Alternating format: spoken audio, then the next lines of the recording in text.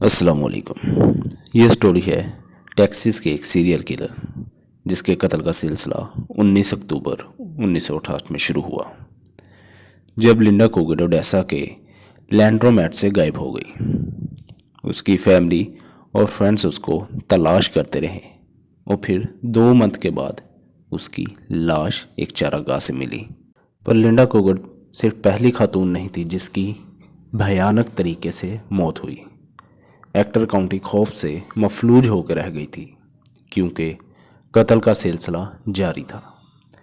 جنوری 1971 خوف اس وقت بلند ہو گیا جب اوڈیسا پولیس اہلکار کی بیوی لاپتہ ہو گئی۔ حکام نے بہت تلاش کی لیکن 1 ماہ بعد اس کی لاش اسی جگہ کے قریب سے ملی جہاں سے لنڈا کوگٹ دریافت ہوئی۔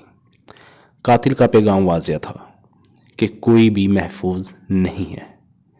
اوڈیسا کمیونٹی جو کبھی ایک پرسکون مغربی ٹیکساس شہر تھی اب ایک افسوسناک شکاری کے سائے میں رہ رہی تھی۔ پولیس کے پاس کوئی لیڈ نہیں تھی اور ہر گزرتے دن کے ساتھ شہر کو خوف نے اپنی لپیٹ میں لے لیا تھا۔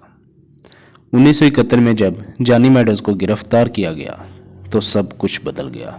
تفتیش کاروں نے پہلے ہی سے ایک اور شکار گلوریا گرین کی گمشدگی کے بارے میں پوچھ گچھ کی تھی لیکن اسے جانے دیا۔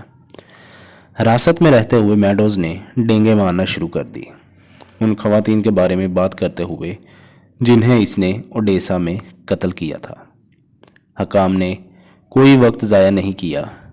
Actor county sheriff A M. Salem اپنی بیوی کو $2000 کی ادائیگی کے لیے اسے پوچھ گچھ کرنے کے لیے نیو میکسیکو پہنچے۔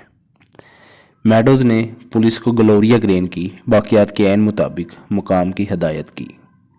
1972 میں میڈوز نے گرین کے قتل کا اعتراف کیا۔ اس نے لنڈا کوگٹ کو قتل کرنے کا بھی اعتراف کیا لیکن یہ کہانی سیدھی سے بہت دور ہے۔ پگڈنڈی میں میڈوز نے دعویٰ کیا کہ اسے اعتراف جرم کرنے پہ مجبور کیا گیا تھا۔ حیران کن طور پر دوسرے قتل کے الزامات کو خارج کر دیا گیا جبکہ اسے گرین کے قتل کے لیے عمر قید کی سزا سنائی گئی۔ اس کے جرائم کی مکمل حد کبھی بھی پوری طرح سے بے نقاب نہیں ہوئی تھی۔